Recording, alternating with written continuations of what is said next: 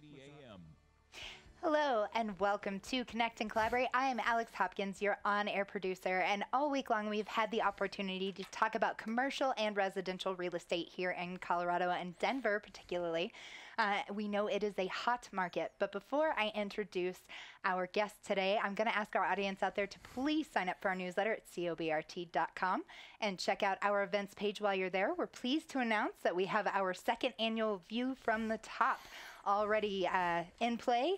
That will be on August 20th on Monday, and we are partnering with Denver Business Journal to do that. It's going to be at CU South Boulder, and check out our events page to see which CEO panelists are going to be featured at this year's event. But I have a guest in studio with me. His name is Brian Watson. He is the chairman and CEO of Northstar Commercial Partners. How are you, Brian? Wonderful, and thanks for having me on the show. Yes, we're very excited to have you here. So you have quite an extensive background. You've got your hands in a lot of pots, and let's talk a little bit about you. Okay. Well, you know, I come from humble means on the western slope of Colorado, a little town of Olathe, known for its sweet corn. Yeah. And everything in the western slope's kind of in my blood, an appreciation of the outdoors and hunting and fishing, all kinds of wonderful things. But I went to school up in Boulder, and I got a degree in real estate. And then I was a broker for 7 years with Cushman & Wakefield, representing landlords and tenants in the market, both locally and nationally. And then I founded my company 18 years ago, and the name of the company is Northstar Commercial Partners. Okay, so you are the founder as well as chairman Correct. and CEO. Okay. Chief cook and bottle washer on a good day. How was that move for you from the Western Slope to Boulder? I would imagine it's a change in pace, to say the least. Yeah, it was a great change. You know, most of my friends, I graduated from a small school. There was 52 kids in my graduating class, and I was in Future Farmers of America and 4-H and Honor Society and all kinds of stuff. And so when I went and looked at campuses, the first campus I put my foot on was CU Boulder, and I fell in love. And I really fell in love with the diversity, the city, the town, etc. And then I went to other colleges, and I said, you know what, I want to go to Boulder. And I got a great education there. Yeah, well, and I'd imagine coming from a small town like that. I share that with you. Actually, I too was in 4-H. So there you go. Yeah, we got that in common. But yeah, going from that, and you want to see the diversity. So exactly. I imagine that helped build your life in the big city, right? It really has. And, that idea of not only acknowledging that there's diversity, but appreciating it and figuring out how to work within it has really served me well throughout my career. And when I was at CU, I was a work study student. My first job at CU Boulder is I shoveled horse stalls on the north side of Boulder because I had to pay for college myself. And anyway, I was a work study student, but one of the things I got to do was to go on semester at sea. And it was this ship, basically, that travels around the world, and I was a work study student on that ship. And I got to see even more diversity on a global scale.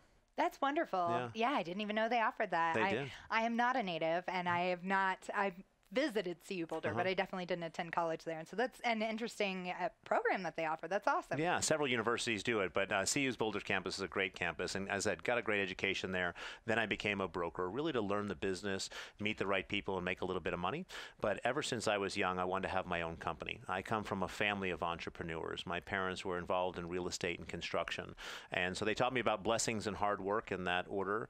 And I always wanted to be that entrepreneur. So I learned from others. And after doing that for 7 years in an environment where you have to go out and hunt and kill to eat, because I was 100% commission based, I then finally started my company 18 years ago. Wonderful. So let's talk about Northstar Commercial Partners. What was the basis of starting that company? You bet. So I am focused on commercial real estate. And so when I founded the company, we really focused on going out and buying the excess non-strategic real estate from corporate America, the assets they no longer wanted or needed. And the first large transaction that I was fortunate enough to put together, the Benjamin Moore Paint Company had a building at 25th and Walnut near Coors Field downtown. And I drove by that building, and I thought it was a beautiful building. So I pulled in owners and incumbents report. And up on the top of the building, it says Benjamin Moore Paints, but I wasn't smart enough back then to say, oh, maybe they own it. I actually had to pull a report. So I found out that they owned it, Benjamin Moore Paints. I also found out that they recently sold off to Berkshire Hathaway, to Warren Buffett. And so I called them up in Montvale, New Jersey, and I said, I'd like to talk to you about this building. And they said, well, actually, we have a few buildings. I said, well, I'd be like to talk about all your buildings. So by the end, I ended up buying all of their excess real estate coast to coast in America. And I was 20-something years of age, and it's amazing that they trusted me with this transaction, but they did. And And so I bought in LA, Denver, Chicago, Richmond, Virginia, and Jacksonville, Florida. And we bought by the pound and monetized by the ounce. And since then, Northstar has been on a trajectory where we buy vacant, distressed commercial real estate assets. And a number of years ago, we made a huge transition of a company, and that great that we're buying assets, but there's something more than just making money. And so we transitioned to really focus on creating jobs and opportunity and empowering Americans by taking these vacant assets and turning them into productive work environments. We also buy vacant buildings in inner cities for charter schools, because I believe education is one of our civil rights issues of our day that we have to get right in our country. And I'm a public school kid, and I believe in our public school system, but I also believe in choice and competition. So anyway, fast forward to where we are today. We now own assets in 16 states throughout America, about $1.3 billion of value. We'll break about $2 billion this year. And so in addition to buying the vacant, distressed assets, mainly from lenders and corporations, we also work with corporations to buy or build facilities for them throughout America. So right now we're building everything from daycare centers to senior care facilities to huge data centers for a Fortune 20 company and everything in between. So we really just love being an entrepreneur and creating those jobs and opportunity. That's impressive. Yeah. And you don't, I like that you're turning it around and turning it into charter schools and creating jobs in the area, right? Because as much as we see all of this real estate going up and there's not enough for everyone. So turning it around and offering more jobs on top of that is really awesome. Yeah, and that's where my passion lies. You know, it's one thing to go take a vacant piece of dirt and develop it. It's another thing to say, here is an existing building, how can we make it better? And so as an example, when Albertsons grocery stores left Colorado in the down economy, I went and bought every single Albertsons grocery stores vacant. And I paid $9.25 a square foot for these vacant grocery stores all up and down the Front Range. And you think about what was once a grocery store could now be a college, could now be an antique store, whatever it might be. And in fact, in the studios where we're sitting here today, Caddy Corner here, I bought a company out of bankruptcy called Classic Party Rentals, and I renamed it Colorado Party Rentals. And just Caddy Corner from this studio, there was a former women's correctional facility on that corner that was vacant for years. And I went and bought that facility and put that company in there, again, to create local jobs and opportunity in the community. Subsequently, the RTD came along and said, guess what, that's going to be a light rail stop. And so through eminent domain, they took over that facility from me. But it was just, that's what we love doing, is finding something existing and making it better. I love that. Now, did you take the bars off first before you gave people jobs in that building? You know, it actually was a good thing, because you think about it, we were a party rental company, so we had silverware and all kinds of popcorn machines and everything. So having the barbs and the barbed wire at the time was actually a good thing. We took some of it down, so it wasn't as serious as it was before. As daunting, yes, for sure. So you have a few other foundations, coalitions here. I would like to give you an opportunity to talk about your Brian Watson Foundation. Yeah, so I'm a big believer in giving back. You know, my parents told me when I was young, Brian, you'll be a blessed man if you're given the opportunity to impact one life for the better. And if you're given the opportunity to impact hundreds or thousands or millions, so be it. But always focus on the one. So everything we do is about focusing on the one job, the one opportunity. And so through my foundation, I'm just a big believer in giving back. And so we go out and I just want to be a generous giver. And so I don't have a specific cause in mind. I like to come alongside of my investors, and I'll donate my money, they donate their money, and we create a positive change. You know, one of the things I'm really excited about more recently is about a year ago, we started a community barbecue program.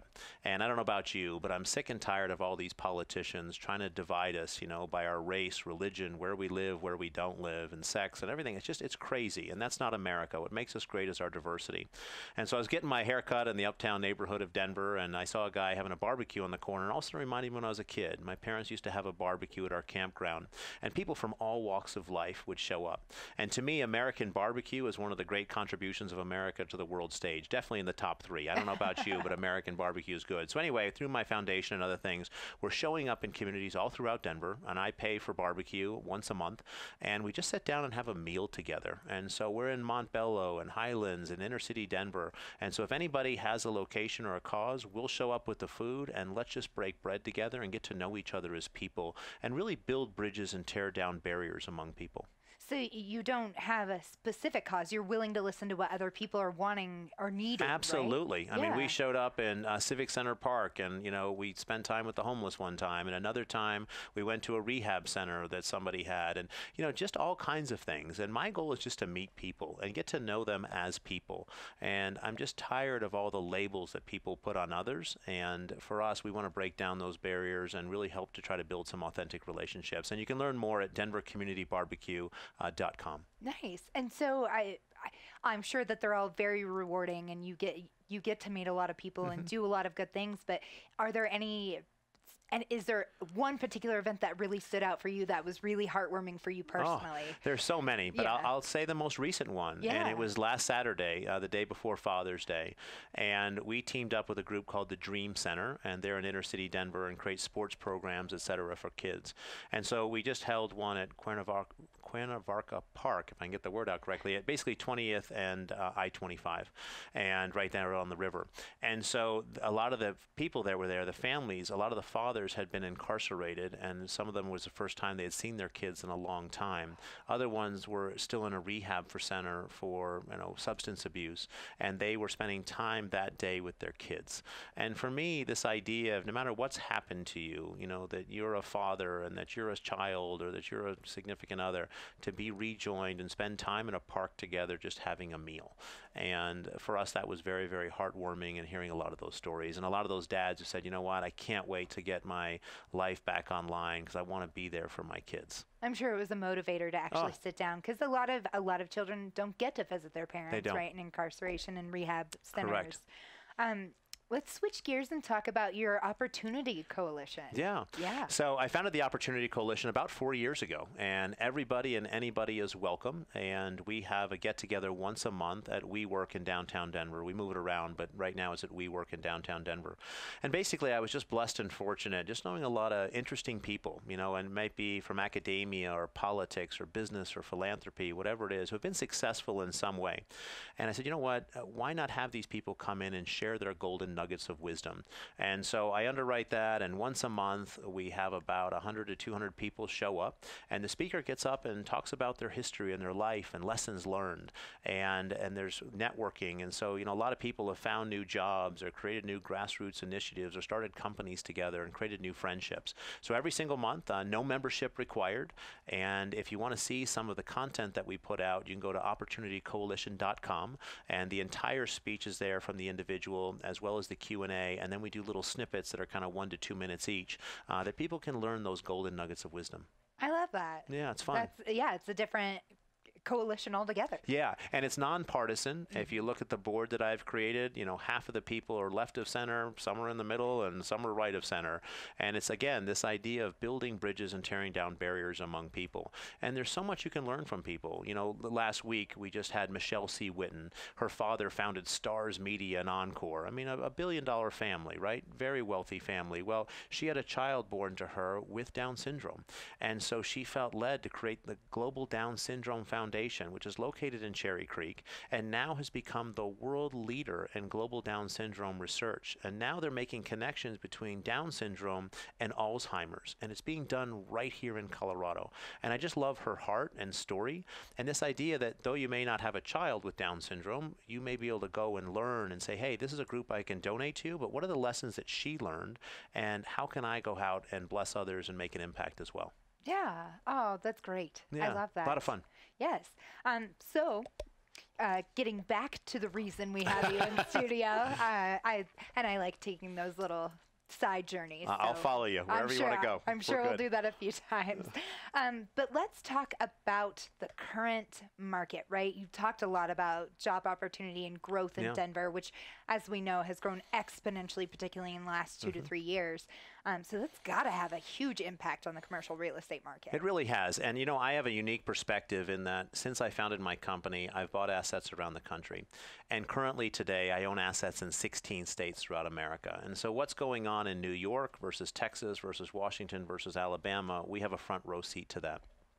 We really focus on trying to buy assets in Colorado. And again, we try to buy vacant assets. but there's not many. As an example, we just leased up within the last couple of weeks 2 vacant buildings that I bought. One is on 225 between 6th Avenue and Colfax, right next to the Fitzsimmons Medical Campus. I bought a 113,000-foot vacant building there. I've owned it for a couple of years vacant. I just signed a lease with Children's Hospital to take pretty much the entire building. Well, Children's is not only going to bring existing operations there, but going to create new ones. Well, you know what? That means more jobs and opportunity in Aurora. We bought the CoBank building down at Bellevue and I-25 in the Tech Center, and I just signed a lease with Pax 8, and that 200,000-foot building is now almost 100% leased. And so what we're seeing is that there's a lot of companies growing organically still, and there's a lot of companies who still want to come to Colorado. And when I travel around the country, it's fascinating to me. You know, Denver has moved from a 4th-tier investment city when I started as a broker 25 years ago to a 3rd-tier investment city to a 2nd-tier, and now I would submit that Denver is a top-tier investment city. It is not a gateway market like New York or San Francisco, but money throughout the country and the world wants to come to Denver, and Denver, unlike a lot of markets, has strong legs for the foreseeable future. What do you mean by gateway market? So the idea that a lot of institutional investors, they like to put money in very large markets, and they're usually called gateway cities. So you think of a Chicago, you think of a New York, you think Miami, LA, etc. And so they're called gateway markets, meaning, you know, think about people and products coming into the country and then having that gateway to be spread out through the country. And so they're known more as these large markets that have been, you know, healthy, well, maybe not healthy, but have the size that they can deploy the capital that they want, and there should be enough demand for getting core real estate, et cetera. Denver, though, now is gone up with them, and a lot of people want to put money here, and you look at the unemployment rate, you look at the housing opportunities and the job growth, it's been phenomenal. Yes. So do you think we'll ever get to a gateway status? Are we on our way? Yeah, I don't think it's technically a gateway status because, you know, we're kind of in the middle of the country or close to it, but in terms So of... is Chicago. Yeah, I know, so is Chicago. But, you know, it's interesting. I heard somebody say the other day that Denver is becoming a Chicago of sorts. And so, you know, but I don't want Colorado and Denver specifically to be like these other markets. I want us to be our own special, unique place. And, you know, one thing that I will stack up Colorado to time and again against all these other markets is its people. And specifically, most people in Colorado have a positive outlook for the future. You go to some markets and people are pretty dismal. They're like, oh my gosh, I got to live here, or you know, the weather, whatever. But most people in Colorado are positive, and it's partly the environment, the sunshine, the healthy living, etc. One of the highest educated workforces in the country, and all that translates into people creating new jobs and opportunity, and not saying, you know what, we have to be stuck with a 15 or 20% unemployment rate. We're going to go do something and create our own jobs. Yeah. Well, do you think the happiness has anything to do with the marijuana market? Maybe so. I don't know. But I think it's been happy for a long time. Yes. But maybe that's been there too. I don't know. I've been here 8 years, and I've never seen a happier group of people. I moved from the South, and so it came... When I moved here, I didn't hear a lot of please, thank you, and excuse me, which was really bothersome. I didn't get a door held open. Granted, it was a much bigger city than what I was used to as well. But I have to tell you, I have fallen in love with the city, and it is because of the people and the collaboration efforts here across different industries is amazing. That's a really good point. You know, a lot of places it's very cutthroat in business, and I would say in general, people in Colorado overall are figuring out how to collaborate and being positive. You know, I liken it to sometimes you go to certain areas and they have this single slice of pie theory, right? That there's a single slice of pie, and I've got to fight this other person to get my fair share of that pie.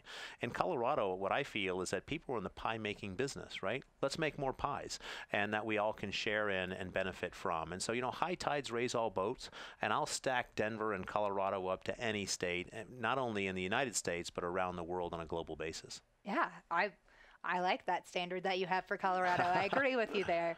Well, and I did mention the marijuana industry, which again has an impact on commercial real estate, It right? has. We've noted, I was able to talk with David Schlatter on Monday, and he mentioned, as well as Pete Shippets with CBRE earlier in the week, they both mentioned about the fact that a lot of office buildings, because they don't need the high rise, it's created, they came in and bought up all of these maybe not vacant areas, but definitely a lot of buildings that weren't being used or couldn't be used for other industries. You bet. Well, I would say marijuana has had a dramatic impact on the economy, and one of which is what I call the unintended consequences of law. So, for instance, let's look at Montbello Industrial Park. So, kind of I-70 as you're headed out to the airport, kind of Peoria area. Well, that was a grow area, and I owned a bunch of industrial buildings there. And what was once an obsolete industrial building, the clear height went from 12 feet to 14, 16. Now, you want to have 30 feet plus for your clear height for your products. Well, if you had a building with a low clear height that's obsolete and you had high power, what they will pay for those buildings is unbelievable. And so I'll give you an example. Back in the day, not too long ago, you could go and buy one of these buildings somewhere between $40 to $50 a square foot to purchase them.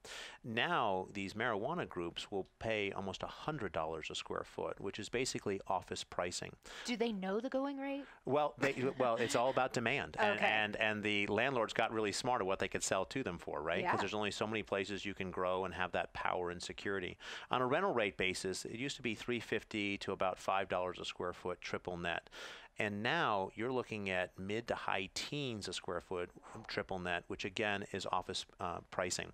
And so the point of that is that sadly in the Montbello Park, for instance, the HVAC person, the janitorial company, the widget maker, the manufacturer, they can't afford to be in these places anymore. And so the unintended consequences of law are that, yes, it has been approved, and now there's all this demand. There's basically no vacancy out there. People sell, and they get to cash a check if they happen to be the lucky owner of the property, but the tenants themselves have to go further and further out, which actually sometimes can increase costs for people like us, right? Because janitorial costs are higher or whatever because people are driving further. And so it's having an absolute dramatic impact on the commercial real estate market. And again, just be thinking about those other unintended consequences. Yeah. I'm going to switch gears a little bit more for you this time. And I know that you're not in the residential market, but it's definitely had an impact on the commercial market, right? With the houses rising in cost, I'm sure that plays into the commercial cost. Yeah, it's a big issue right now. A healthy market on the residential side is about 18,000 homes in the market at any given time. And that creates enough kind of steam off the kettle that allows buyers to have sanity and sellers to be able to execute as well. Well, now in Colorado, in Denver metro area, we have about 6,000 to 7,000 homes on the market, which creates an unbelievable pent-up demand, and it causes a lot of stress. And so, yes, the residential market definitely creates impact on the commercial, mainly because a lot of companies who are thinking of coming here are looking at the cost of living for their employees and saying, is this as affordable as it once was? And can I, one, hire employees, and can they get housing near where we are? I'll give you an example. So in the 18 years of having my company, this is one of the first time ever this past year that I list all my employees on the website. Well, there's so much cannibalization going on right now in the market where some employers are going and they're trying to find your employees because, the unemployment rate is under 3% and most places under 2%. And when you have that, there's just so much pent up demand. And sadly, a lot of these employees aren't loyal as well. And so it's causing a lot of upheaval in the marketplace. So yes, the residential market definitely impacts the commercial, and it's all tied together with job growth and demand. Awesome. I mean, sad, but well, again, on the residential side, at least. Well, on the residential side, and what's sad is, given the construction defect litigation that we had for so long, and this is where people could go and sue a developer for, especially condos, for anything for a crack in a foundation, whatever. Well, what happened is they decided not to develop them anymore because they didn't want the liability. Again, unintended consequences of law, right? You're trying to protect the consumer through bad, defect litigation, but it goes too far. The pendulum, and so people stop building it. Well, then when they stop building it, what happens? There's no product available and prices go up. So that entry-level housing, it's been sad because those individuals, I remember when I bought my first condo, right? I started with that and then I saved up and I got a house and I kind of moved on along. Well, that was cut in Colorado and it is really a shame. And so my hope is now through the new law that more product will be brought online for people to get access to home ownership. And I'm sure we'll get there eventually. We will. We're going to need to. It's inevitable, right? It is. With all the growth that we've got going on. We are having a fascinating conversation here, and I look forward to joining you in the next segment. We're going to take about a 5-minute break here, though, Brian. So stay with us here on Connect and Collaborate. We will be right back. Be sure to like and subscribe our YouTube page while you're here. Check out this podcast and more at cobrt.com/radio-podcast. Stay with us. We'll be right back. Hello, and welcome back to Connect and Collaborate. Once again, I'm Alex Hopkins, your on-air producer, and all week long we have been talking real estate. And I have in studio with me Brian Watson with Northstar Commercial Partners. Welcome back. How are you? Great. Wonderful to be back. Yes. So let's talk a little bit about the fact that we have an opportunity investment here in Colorado, right? Because we are growing so much. Can you talk a little bit about crowdfunding and how to get involved in the market? Yeah. So if you look at real estate, a lot of wealth in this country has been created through real estate. And I got involved in real estate, one, because I like to create value and I've just always been interested in it. But it's also a great way to have this kind of passive income. While you're doing your job or maybe you're in retirement, you can still make money from rent and other things like that. I think a lot of people, first and foremost, say, well, that means go down the street and try to find a rental property. Maybe it's a condo, maybe it's a house that I can fix and flip or, rent out or whatever it might be. And those opportunities are definitely available. I encourage people just to understand where we are in the cycle. What goes up comes down. That's a natural law of gravity. And though I do believe that Colorado has strong legs for the foreseeable future, things change. And I'm concerned in certain aspects of the real estate market on a national scale that I believe certain markets may be getting too frothy. Places like San Francisco, New York, etc. So, I think Colorado is probably on the seventh inning of a ninth inning, game, if you were to use a metaphor. Okay. But you know what? My crystal ball broke a long time ago, so we might be in the ninth inning. I don't know. But so first and foremost, do your homework and look at the trends. Get really good tax and legal counsel. Find a good broker, whatever it might be, and understand the market. Because I think there's this fallacy right now that no matter where you throw money, somehow, some way, you're going to make money in Colorado. You know what? That's not true. Yeah. And one of my wise investors told me one time, he said, Brian, what can take you a moment to buy can take you a lifetime to sell. And so just remember that. And then there's what the nice thing is, though, instead of just putting all of your money in one place, there's so many other great opportunities now to help diversify your investment strategy.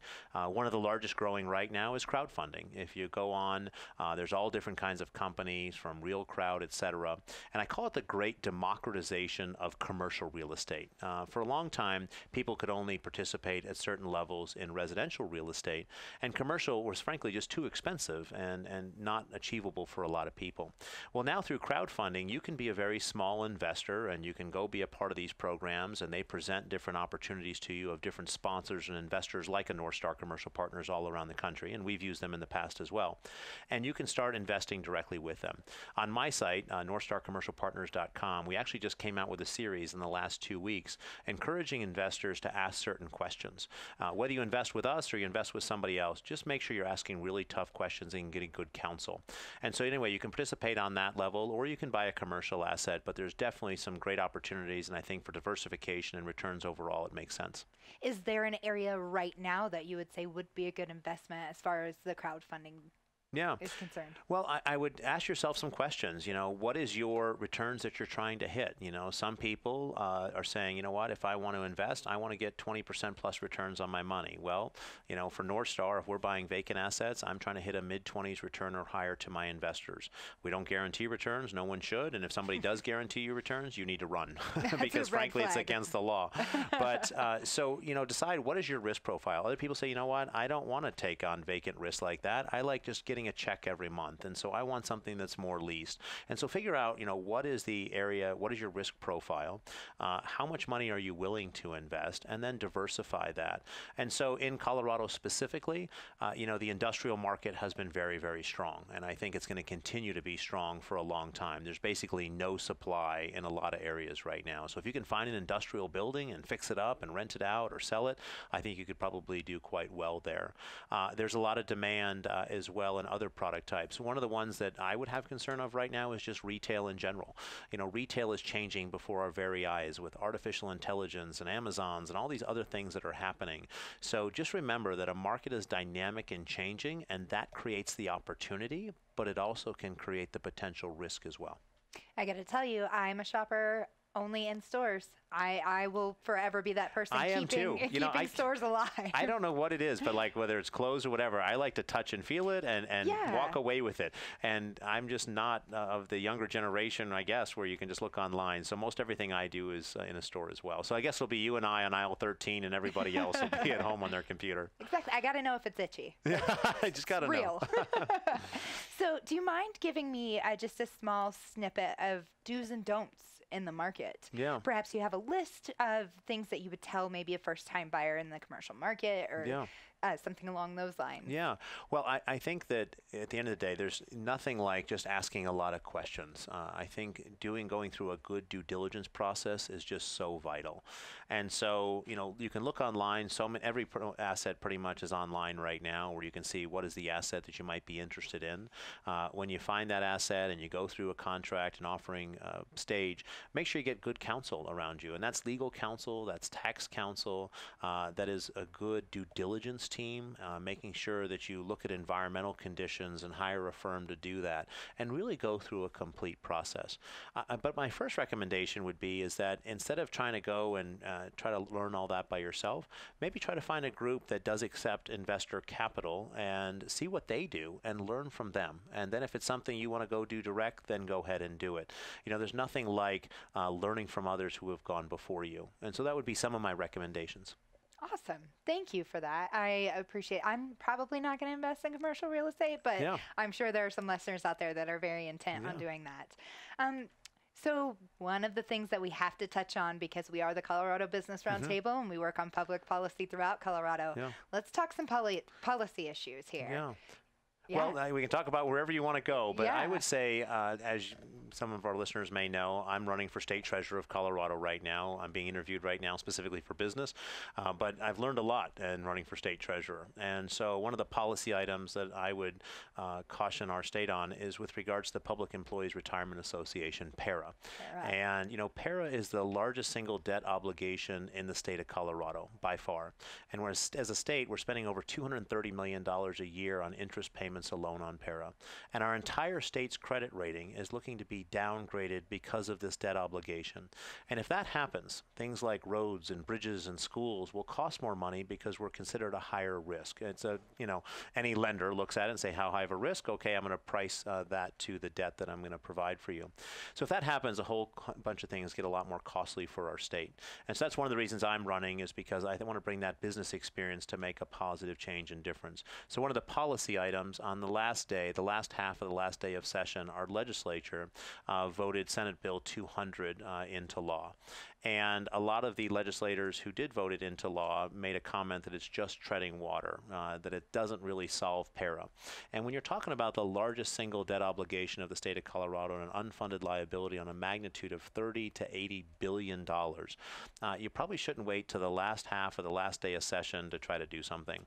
And so, yes, it was a step in the right direction, but it wasn't far enough. And so we need to make sure that our legislators really understand what they're doing, and their votes really have an economic impact to people like us at our dining room table. And they need to be very smart about that. Absolutely. PERA was not one that I had considered having such an impact, but you're right. And 30 to 80 million, that's a huge gap. Billion. Excuse me, billion. I couldn't even fathom that. It's a big number. Well, and the sad part of it is we don't know the true extent of the number. So in business or in life, right, even your own checkbook, right, or you're trying to go on a trip to somewhere, you have to understand the total cost of something in order to solve for it. So let's say I want to take my family and go to Mount Rushmore, and the cost is X. Well, I need to figure out how much money I need to get to X to go on this nice little trip. Well, unfortunately, right now, with the way PERA is that they haven't disclosed their books.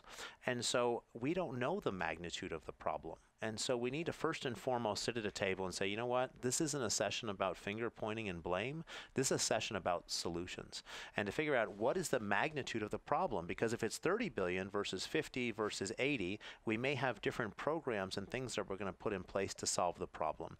So first and foremost, we got to get our arms around the magnitude of the issue. Yeah, absolutely. Well, keeping our fingers crossed to get that information sooner rather than later. Yeah, exactly. Right? Let's talk a little bit about transportation, right? It's going to have a huge impact on commercial real estate. It's just inevitable. And more infrastructure means more jobs, more growth, more buildings going up, right? Yeah. Well, it's fascinating to me, a lot of us who have lived in the metro area, again, I come from, the Western Slope, but a lot of the roads that we're driving on to this day are the same roads we were driving on 10, 20, 30 plus years ago. The only difference is our population growth has grown up dramatically. There's some stats right now, about 100,000 people a year moving to Colorado metro area specifically, and that there's going to be about 1 million people in 10 years. I don't think there's going to be 1 million people in 10 years. I think there's going to be 1 million more people in less than 10 years because Colorado has become so attractive to so many people. And with that, all that congestion, you can't just look the other way. We had a governor once that believed if you don't build it, they won't come. Well, guess what? People are going to come to Colorado anyway. The issue is, what are you going to do about it? And so what I love about Colorado is that we're really into mass transportation and trying to figure out environmentally friendly ways and encouraging people to live closer to where they work. You think about downtown Denver, for instance. When I first came to Denver, downtown is not a place where a lot of professionals would live. They would live out in the suburbs or whatever. Now it's hip and cool and it's exciting to live downtown. It's become a 24-hour city. So hats off to Denver for really making it a 24-hour city, and that takes some congestion off the streets. And so, yeah, we need to spend money on roads and infrastructure. We have to. I'm hopeful that driverless cars and some other things will be coming along soon in the advent of that, but you know what? You can't wait for that. And there's a lot of frustration on our streets right now. Yeah, absolutely. Let's talk about affordable housing too. And I learned this week, actually, there's a major difference between affordable versus attainable housing, which is really nice. But affordable housing, just to reiterate to our audience here, is that it is that government assistance that you receive to be able to afford a home, Section 8 housing and things like that. So if you want to talk a little bit about some stuff, I know we got a little bit of legislation on that, as per usual every session, right? As to touch on that. Well, what we have to remember is that there's a lot of diversity in our community, and I think we really need to celebrate that diversity. And whether someone is of more humble means or someone's making a tremendous amount of money, you have to have an environment and access for all different kinds of people. And I think that that's what makes that rich fabric of a community. I personally don't want to live in a gated community and everybody is just like me. I want to see that diversity. And so I would submit, yes, it's partly a government-ish solution, but I also believe that it's a private sector solution. I think oftentimes all of these laws and regulations prohibit the private sector from rising to the occasion. And if the private sector sees an opportunity, it will build the housing that's need to be built, or it will, people in churches and everything will help build affordable housing. So it's not only a government solution. And I think that's a big problem in American society right now. This idea that, well, if it's quote unquote affordable, then the government is the only solution for that. And I don't know about you, but government doesn't do a lot of things very efficiently or well.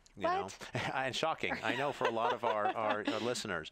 And so figure out how the private sector can come in and work collaboratively with the government to create that affordable housing. But we absolutely have to have it. And we need to have it in areas where those individuals can have access to good quality education, jobs, and opportunity. Because the fact of the matter is, if they're living way over here and the opportunity or the job or the education is way over here, that's going to prevent a wall from them getting there.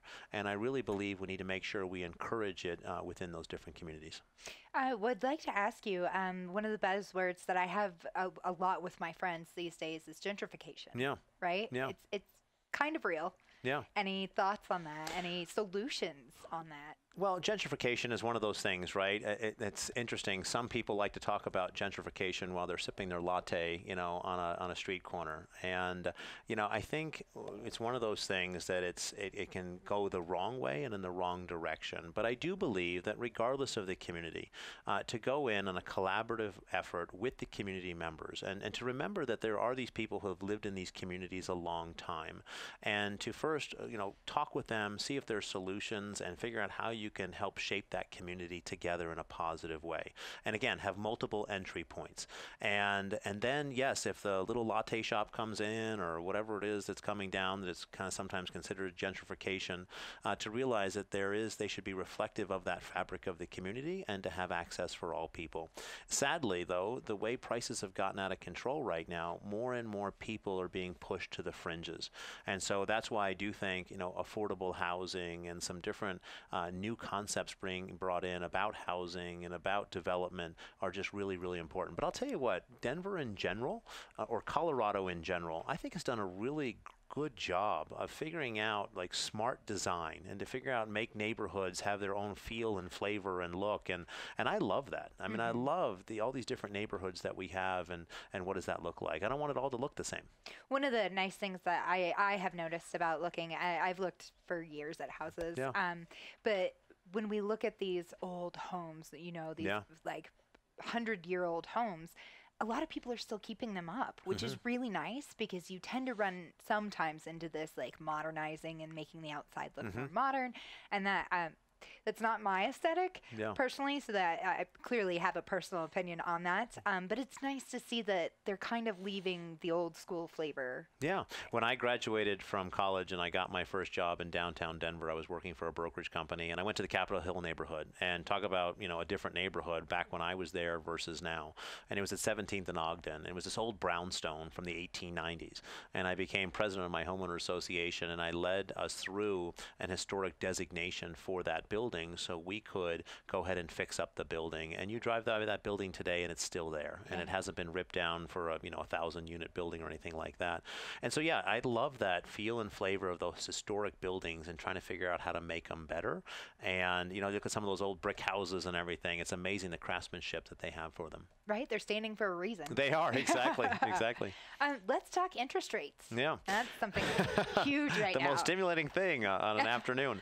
I feel pretty good about it, though. Do, yeah. Well, first of all, I would start off by saying, the cost of money in general is still at an all-time historical low. And I think that especially a lot of the younger generation, they think that that's the norm. When you talk to our parents, who remember double-digit interest rates or high teens, low 20s, I mean, that just ruined a lot of families. And so overall, we still have very good access to low-cost capital.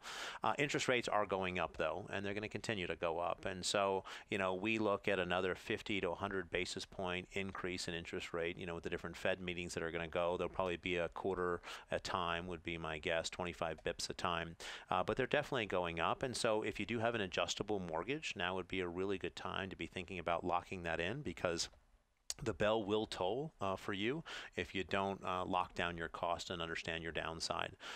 It's great, lower cost of money, but as it's going up, it can really eat into your take-home pay. And then as these interest rates go up, certain costs are going to go up as well. So we're selling a few $100 million of the real estate that I own right now that's fully leased. That affects things like cap rates and a host of other things that buyers are willing to pay. Yeah, let's talk future state of the market. Now, you mentioned that your crystal ball was broken years ago. It did. It broke and it rolled off the table and hit the floor. And no, I mean, again, I think that Colorado in general, for all the markets, I'm in 16 markets around the country, and Colorado specifically has a very, very positive outlook for the future. You take all of these people that are coming here, and they come from different backgrounds and walks of life, and they're going to start the next little company that's going to hire one person, and they may start the next Facebook or the next whatever, and it just has this unbelievable impact. So a lot of the buildings we own or have owned in the past have business incubators in them, and these are people that are willing to go make something happen, and I just love that entrepreneurial spirit. So I think Colorado is going to continue to have a positive outlook for the future. How long that goes, I don't know, but I definitely think over the next 12 to 18 months, things still look strong in Colorado. Nationally, again, costs are going to go up, interest rates are going to go up, and that will have a dampening effect on the economy eventually. But in general, I think it's a really good time to be alive, and it's a really good time to seek opportunity and to build value for your family. Yeah, so I take it you are also one of the people that's been here all week long that is excited that we didn't pass the cap on growth, right? Yeah, exactly. Well, again, you think of a place like Boulder, for instance. I went to school in Boulder, and a lot of my friends own real estate up there, and some of the majority landlords there. And you think about Boulder pushed up against a mountain, and then they have this open space ring, and you have these people in Boulder, and then you look at traffic come 5 o'clock and where people are going. They have to leave Boulder because they can't afford to live in Boulder. And so again, back to this unintended consequences of law. The people of Boulder want to have a smaller community, environmentally friendly community, and make it really nice for themselves. Well, guess what? That makes it inaccessible, because once you start constraining supply, cost goes up. I mean, it's economics 101, supply and demand. And when you artificially constrain something, the other part of that lever is going to go up. And so if your real problem is that you're talking about affordability and you're talking about diversity and all these things, the moment you start start putting, caps on growth, you're going to only go in the direction that you really don't want to go. And so let the market work. I'm a big free market person. I mean, I think government's there to help, create a fair playing field, but it's not picking winners or losers and not saying who can get out on the field. Let the private market get out onto the field. It will meet a lot of the market demands and smart, sustainable growth. Yes. Let's talk about the future of Northstar Commercial Partners. What do you guys have going on? What's the next chapter for you? Well, we're going to continue to do what we've done for 18 years. We're in two primary lanes, buying vacant, distressed commercial real estate assets from lenders and corporations. We get a lot of deals for how we show up in the world. We really believe in going to have a positive impact. I believe you can do well by doing good. So buying a vacant building, creating jobs and opportunity, I can also make good economic returns. And then we work with corporations. So recently we have created a partnership with a Fortune 20 company, and we're building large data centers for them. And it's just fascinating to see where data centers and all these other things are going right now. And so we will continue to grow as a company. We're hiring several people right now, and that's been a challenge in Denver, just trying to find people to hire. But I'm personally never going to retire. I love what I do, and I love creating jobs and opportunity, and so Northstar will continue to go on. Whether I'm serving in public office or somewhere else, the company will continue to go on. Nice. Well, let's talk a little bit more. You did mention that you are running for treasurer, and as we know, next Tuesday will be the deciding day. Not to give you any pressure 4 there. days. Yeah, 4 days. You don't have it marked on your calendar. No, not at all. I do want to ask you about that. So you said something interesting off air to me, was that you don't plan on taking a salary. I don't. I always want to make a living from the private sector, and I want to do my part to try to save costs in government. I mean, government's gotten out of control. Where, all of us, you think about take-home pay for people. Say it louder for the people in the back. Exactly. And that's what really matters, is that take-home pay. And I want to create opportunity, and I want to be a true public servant. I don't know about you, but I'm just tired of politicians. They're interested in their own skin in the next election, and they'll tell you what you want to hear. I want to be a statesman, someone who's willing to make the tough decisions, to be a true citizen, legislator and public servant, not take a salary. People say, well, what does it matter? It's a drop in the bucket. It's a $68,500 salary on a $6 billion state budget. Well, you know what? It's a drop in the bucket. And the more drops we can put in the bucket, the more we can take that 5-gallon pail and reduce the cost of burden for people in government. And so I'm running, and I want to bring all that business experience and to be that true public servant on behalf of the people of Colorado. Well, while you're here, I'm going to have you one more time run through all the ways people can find you, whether it's through your foundation, through Northstar, through your campaign. Yeah. Well, the easy one is just brianwatson.us, and it's BrianWatson.us. And from there, you can look at all of my public initiatives and private initiatives. There's also a link to my book. I wrote a book called The 7 Rings. It just lessons I've learned. I donate all the proceeds away to charities. In terms of my campaign, that's brianwatson.vote, and we'd be honored to have any support. But again, we're here, we're members of the community, and would love to collaborate and figure out how we can make a positive difference together. And you mentioned that you are hiring at Northstar Commercial Partners. We are, yes. We're trying to hire right now a financial analyst and a few admin assistants and someone to help us with debt and things like that. So we're always looking for good quality people. I always say, there's the non-negotiables in employees, fire in the belly and integrity. The rest we can train. And so we just want to make sure we have good quality people. Fantastic.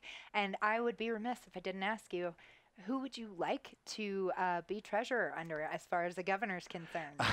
In terms of who I would want to be governor? Yes. I just want the best person. I'm focused on my treasurer's race right now. And whoever it is, we'll get behind them. But we're really focused on just being the best treasurer that I can be. There you are. Well, we wish you the best of luck on Tuesday. Thank you. Yes, of course. And be sure to check out this podcast and more at cobrt.com/radio-podcast. If you want to get into the real estate gig, check out northstarcommercialpartners.com and apply for a job there. Be sure to like and subscribe our YouTube page while you're here, and we may have you back. We're looking at having some people on as they run for treasurer and secretary and governor one more time. Well, I'd be honored to, and I love your show. And I love the messages you put forth. So keep up the good work, please. Oh, thank you very much, Brian. It's been great. Happy Friday to you. And you as well. Thank you.